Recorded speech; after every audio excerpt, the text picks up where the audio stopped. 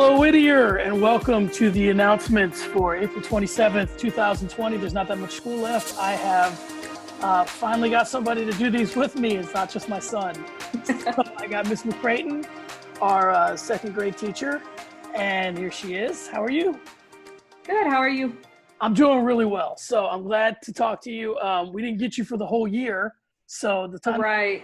yeah, because you were out for a little bit. So the time we get to spend together is a lot of fun. So let's start. I started the last time with a quote. So I want to put up this quote. I'm going to share it. And you can tell me why you like this quote and what your thoughts are on it. So here's the quote right here.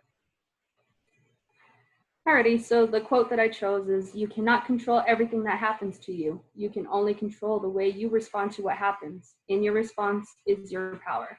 And the reason this quote really speaks to me is because the world is ever changing.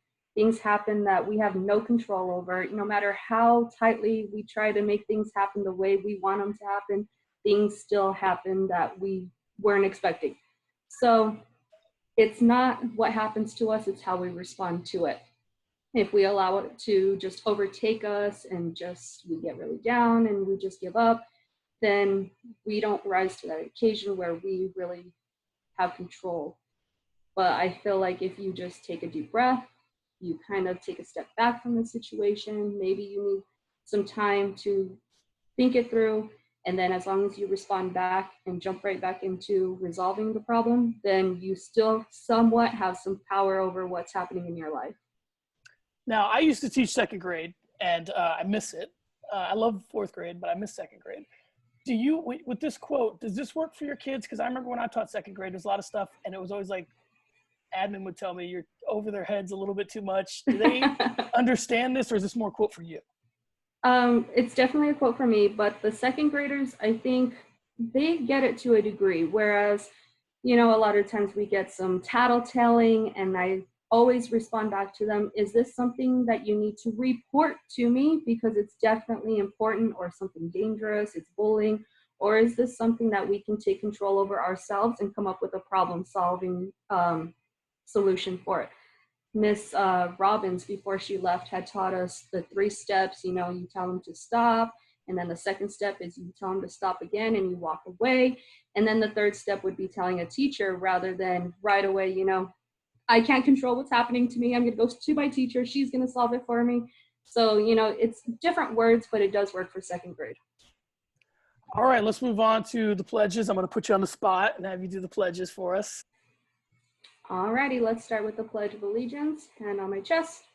I pledge allegiance to the flag of the United States of America and to the republic for which it stands, one nation, under God, indivisible, with liberty and justice for all.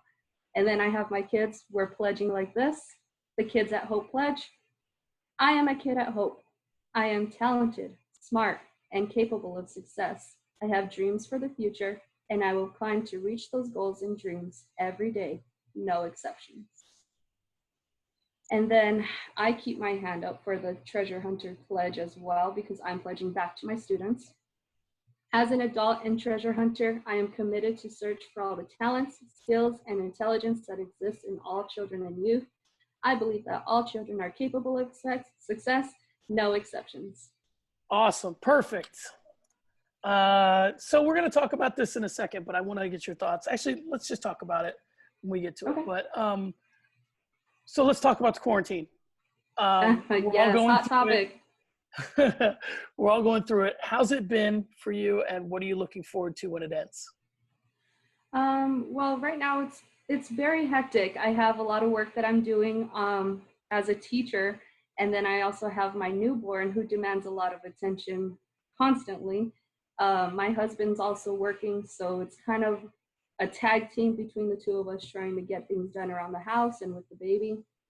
I'm looking forward to seeing my kids. It's been so long, and I really didn't get to see them like I wanted to this year just because I was out for the baby. And then when I came back, I was there for 3 days, and then we had all this craziness happen. So, they won't be in my classroom whenever we do come back, but at least they're not too far away. They could come back and say hi to me, hopefully.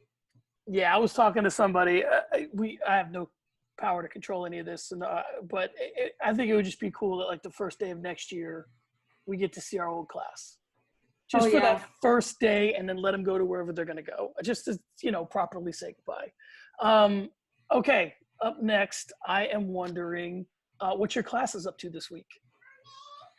Well, you know, they're definitely working on benchmark advanced for reading. They're on week 2 of unit 8, and then they're on Zern, different levels for different students. They have some social studies and science. In science, we're learning about erosion and how water and wind and all these different forces can have an impact on our world. In social studies, we're doing then and now. So it's kind of a comparison between the past and now, what's happening. And then in grammar, I believe we're working on plural nouns. I can't be sure. I'll have to go back and look. All right. And then next, what is the thing that the kids is the obvious answer. So I'll give you my example.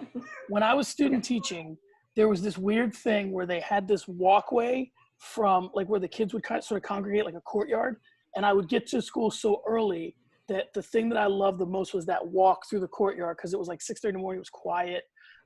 So up next, what is the thing you miss most about school? Oh my gosh, and you took kids off the table? I know, right? That makes it interesting. Can it be the hugs from the kids? Yes, it can. Okay, so even like my middle school kids, some of them will come down and say hi to me, and I really miss them. I miss the 5th graders, 4th graders, all of those kiddos. But if it had to be something that was not kid related, I think it would have to be just having that interaction with other people. You know, we've been in our home for the last 7-8 weeks, I think. And so having that interaction with my other colleagues, the other teachers at the school, Mrs. Rendon, everyone else, that's probably what I miss the most. Well, and you and I joked about when you first got back, you were kind of, I don't want to say on quarantine, but like you were at home, not being around your colleagues during maternity time, and then you come back and then you're kind of not back to maternity leave, but in a way, right? So yeah, I can understand from your perspective. Yeah, so then if you think about it that way, since December, I've kind of been in quarantine mode where I've been separated from everyone. Yeah, I agree. Okay, so let's get, all right, so I'm going to steal this thing. I didn't give you any heads up on it. A lot of pressure here. I apologize, but this is the perfect way to end it. There's this show I used to watch called Desus and Mero, and at the end of Desus and Mero, they would have like, what does your rainbow say? Right? So I'm going to steal that. So if you had a rainbow or you had one thing that you wanted like over your head in perpetuity, you know, if we all had rainbows over our head, and when the first thing someone would see about Miss McCrayton, what would your rainbow say? Determination. I like that. That's good. Well, there you have it, guys. That's Miss McCrayton. I'm sure that you miss her. We all miss her. We miss being around each other. Thank you for coming on to the announcements with us, and I can't wait to talk to you again soon. Bye, guys.